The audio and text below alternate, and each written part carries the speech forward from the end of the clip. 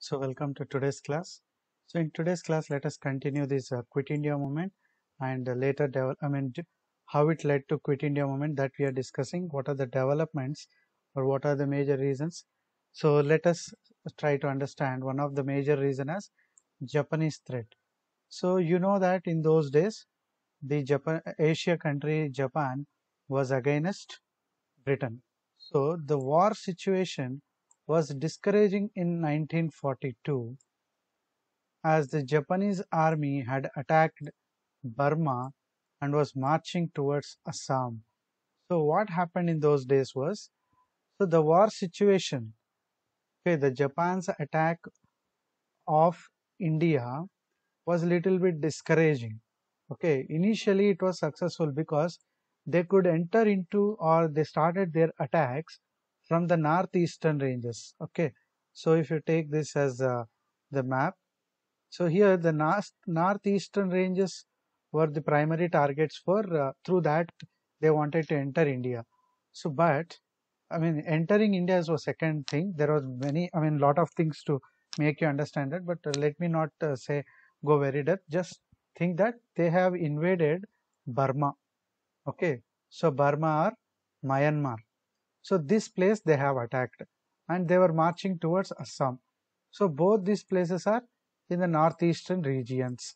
Now the Japan could attack here, and later what happened? Even Gandhiji, he saw the Japanese threat or Japanese attack as the presence of British in India is an invitation to Japan to invade India. Their withdrawal removes the bait. So what Gandhiji felt was that definitely Japanese would try to invade India. Why? So the presence of British in India is an invitation to Japan to invade India, and their withdrawal removes the bait. So this was the statement made by Gandhiji. Here bait means a trap. Okay. So in one way Gandhiji is considering that definitely the rule of British in India is an invitation for Japan to attack India. But if the Japanese troops withdraw, maybe due to many reasons or something like that, if they withdraw, that would remove the bait. That means the trap would be gone. So the trap is now, the trap for British is that their presence in India. So that trap would be gone if Japanese leave India without invading. So now what Gandhiji meant was like, so it's like a very peculiar situation where it will be definitely there would be some kind of attack from Japanese, and there will be a definitely a tough situation for British in India. So the Indian leaders were anxious to save their country from the Japanese invasion. So what happened there?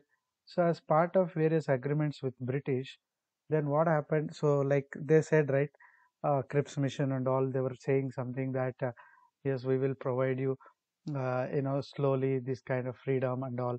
So sometime now what happened was the British along with some Indian soldiers, so they will try to defend Japan's attack.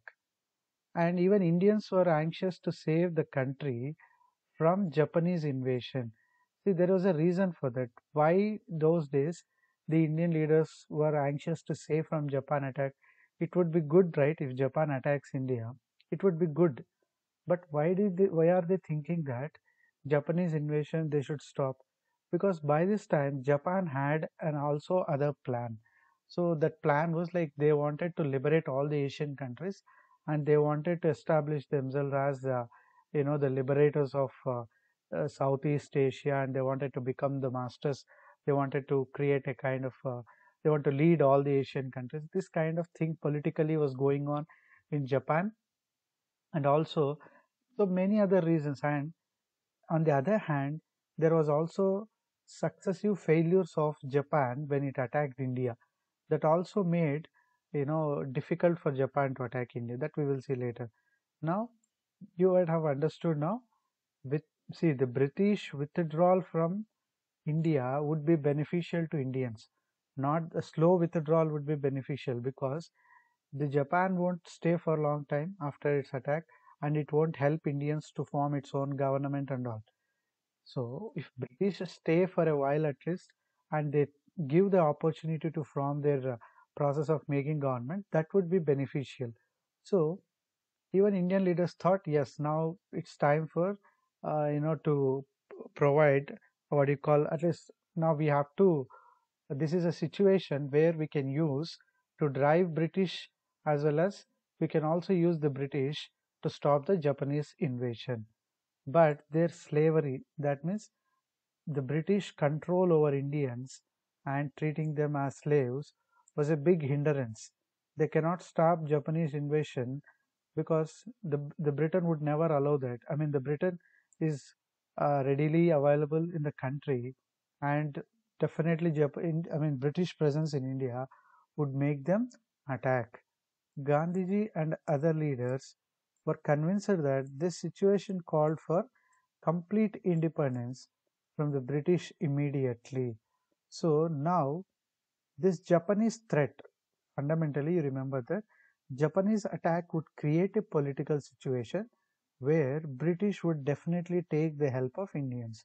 So now, if Britishers need Indians' help, they must leave immediately by providing some independence, or they will have a kind of plan they will come up for liberating India.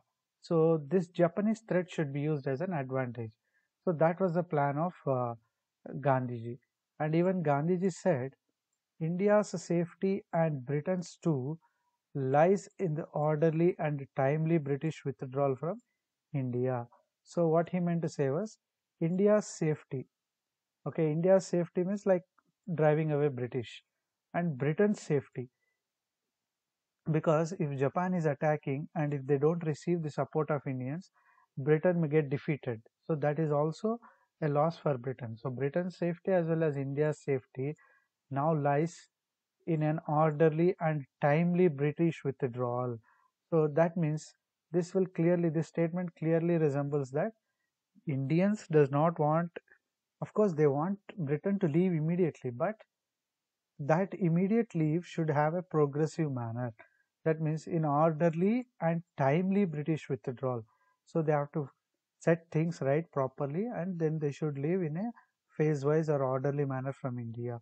So Gandhiji even was supporting that kind of plan. So now they have decided to launch a movement called upon the British to quit India. So taking this situation an advantage, now Congress party under the leadership of Gandhiji demanded that yes, this is the right time for British to leave in timely and orderly manner. So they started Quit India movement. So we will see what is this Quit India resolution passed by Congress party. So why this resolution was passed? The failure of Cripps mission was one reason. Because Cripps mission failed, then the British and Congress party had lot of gap now, because the Cripps mission was not accepted, rejected by Indian National Congress, and there was no common ground between meeting ground. When Cripps mission failed, in between there is no other platform for these both institutions to come and discuss about the World War II, right? So politically, the deadlock was still continuing in India, and Gandhi felt that British presence in India was an invitation to Japan to invade India.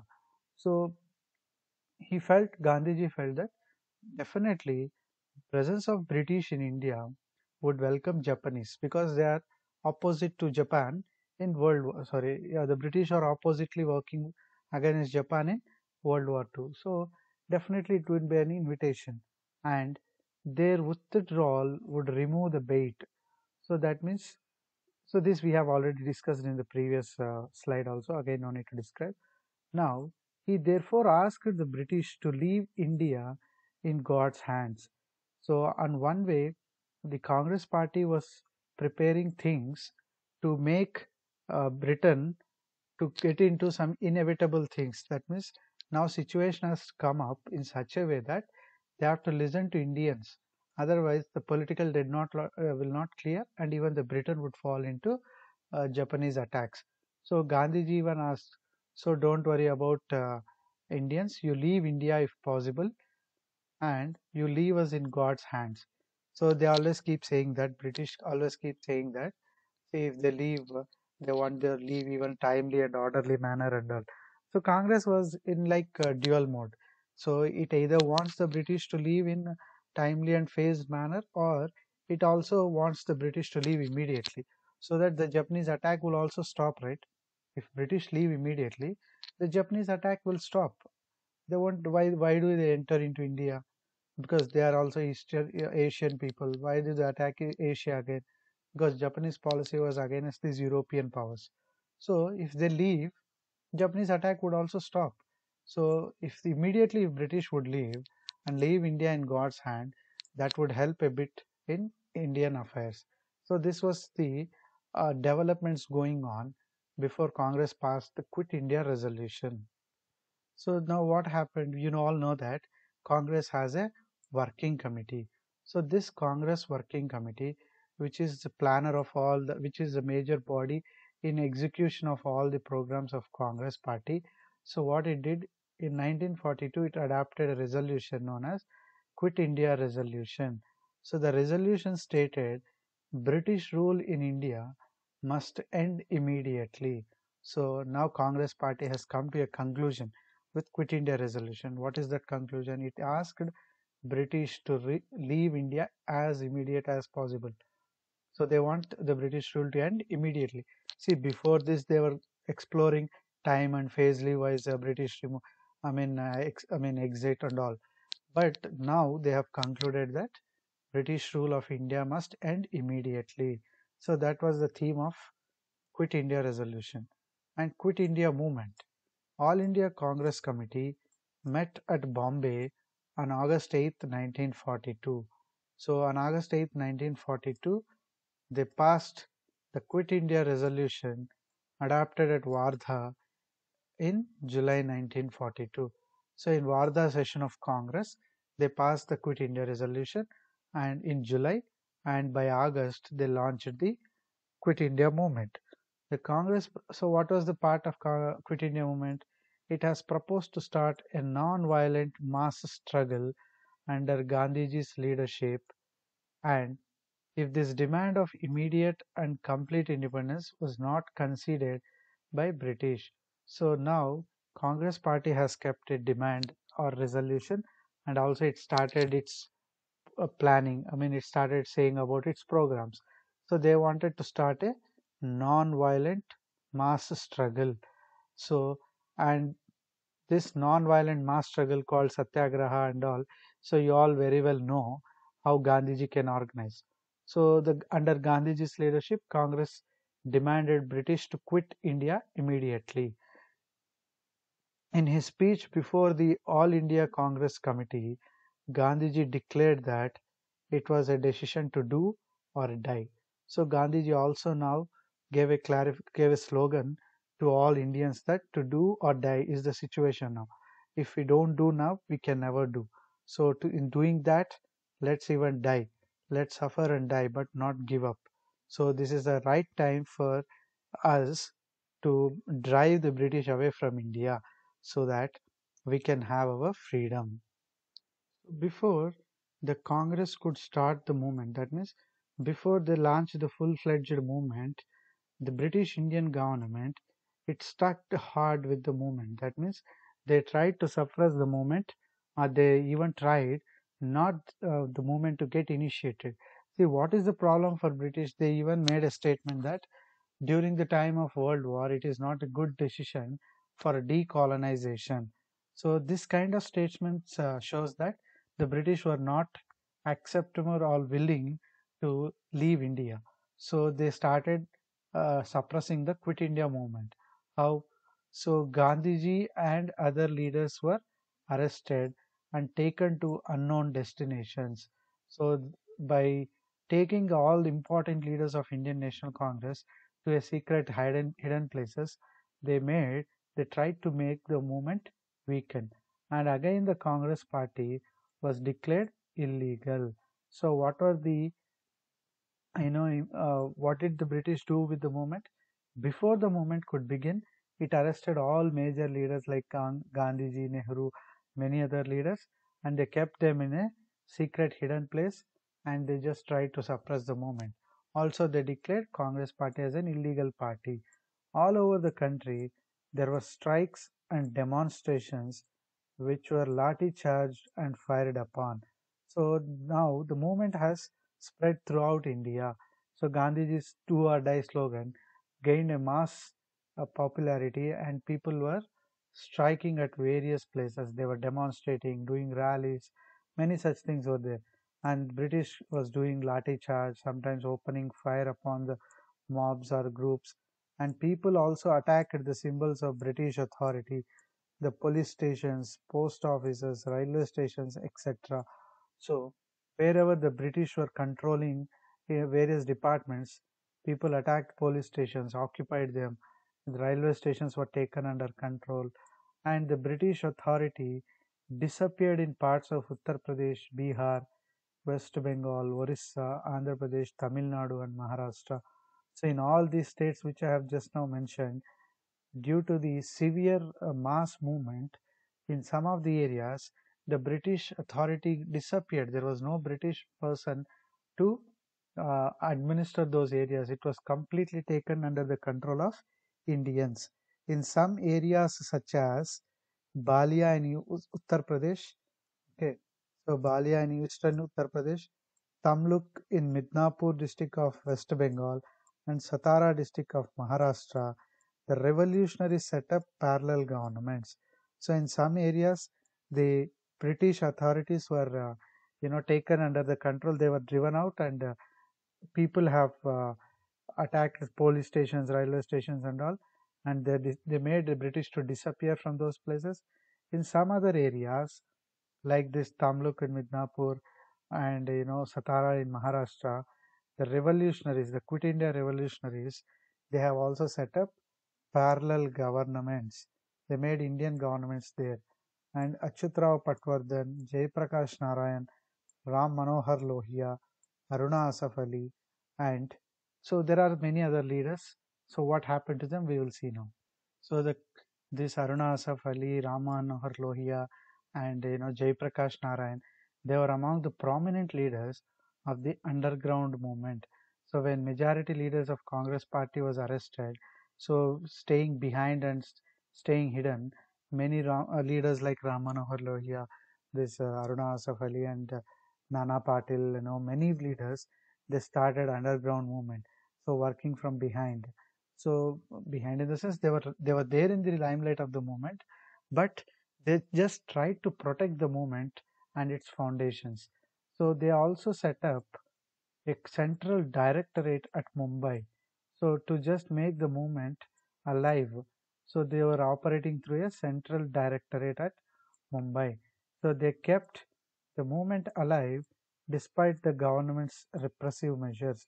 So even though on one hand, British government is trying to hardly suppress the movement by creating central directorate at Mumbai and monitoring all the movement throughout India, these leaders have done a very commendable job.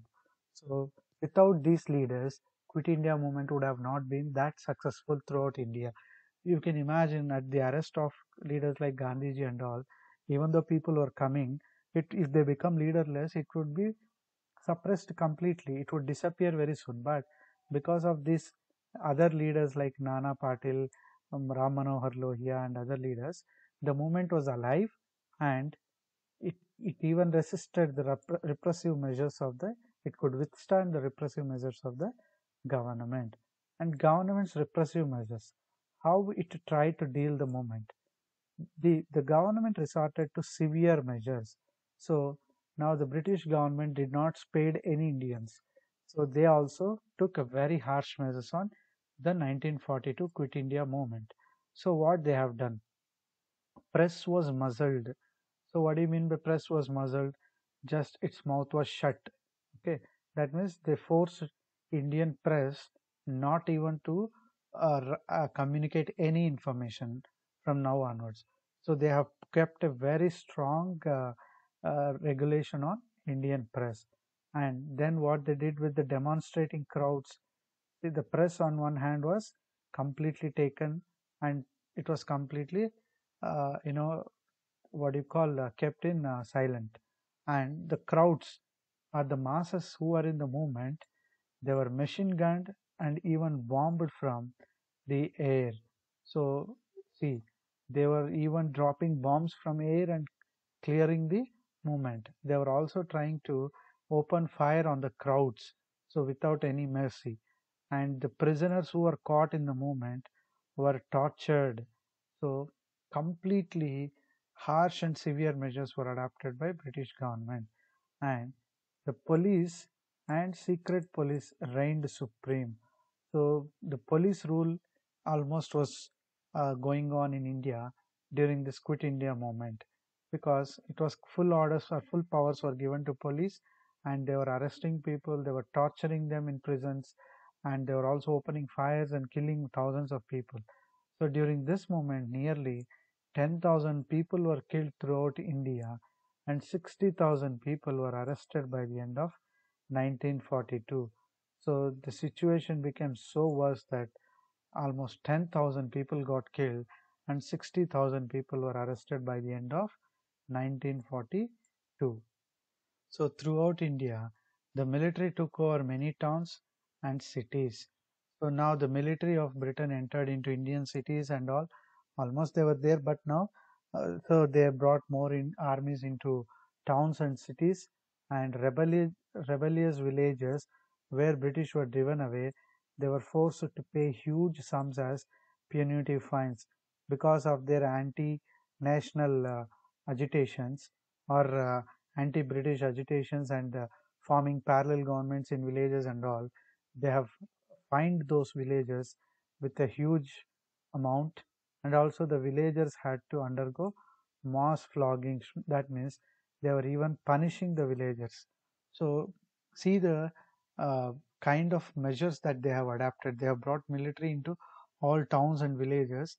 They started keeping huge fines to villages because they took part in Quit India movement, and they started even giving punishments to villagers. From village level, the British started suppressing the movement. So such severe measure was, followed by British. India had not witnessed such intense repression since the First War of Independence, 1857. Only during this 1857 revolt, such a serious suppression of Indians was observed. Only again during Quit India movement. So till then there was never, the British have done such a cruel suppression.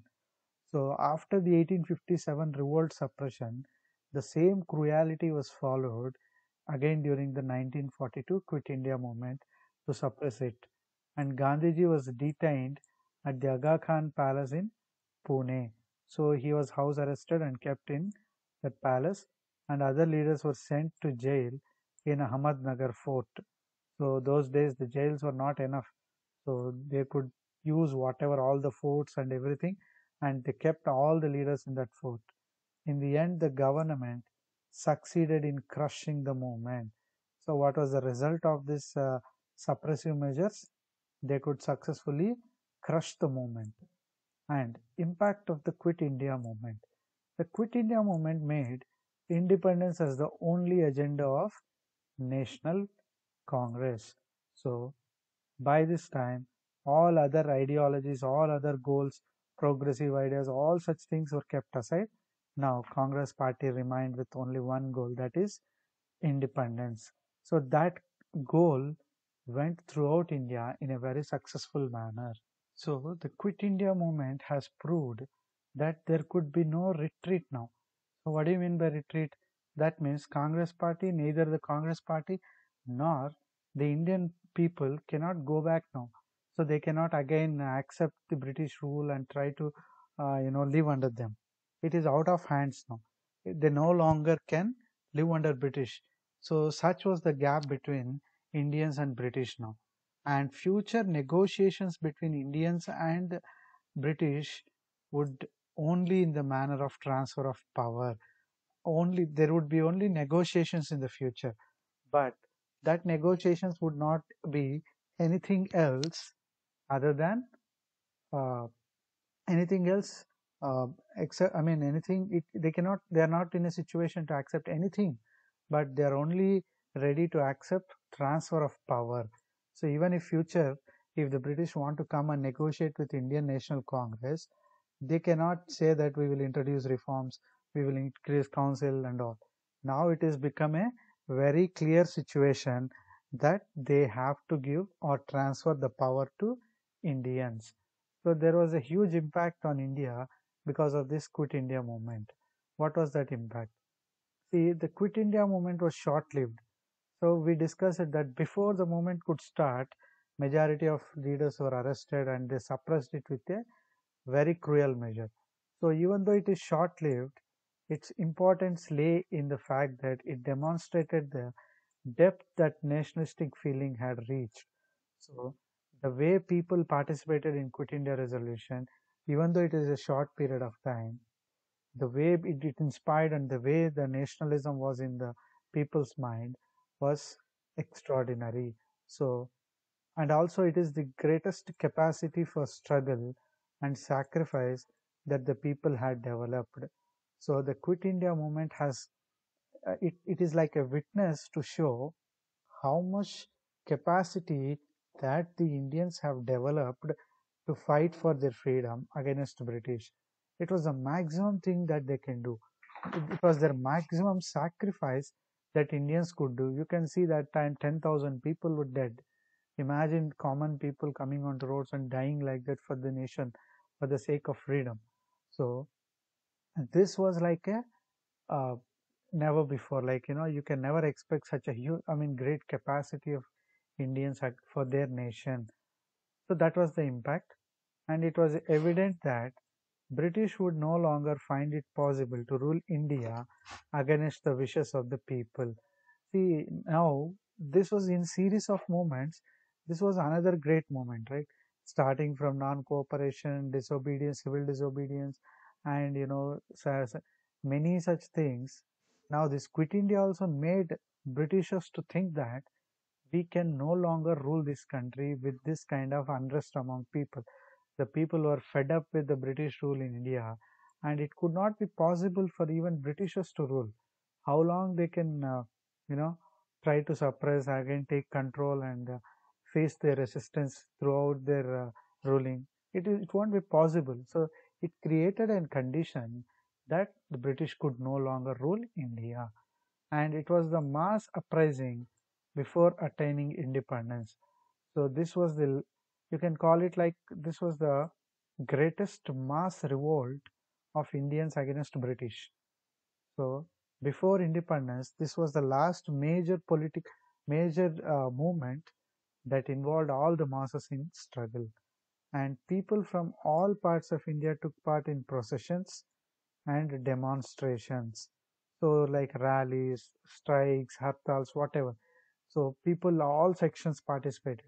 You take Hindus, Muslims, Christians, Parsis, and even people from the princely states also participated. Certain princely states, they have also participated against the Britishers in the Indian national movement through Quit India movement.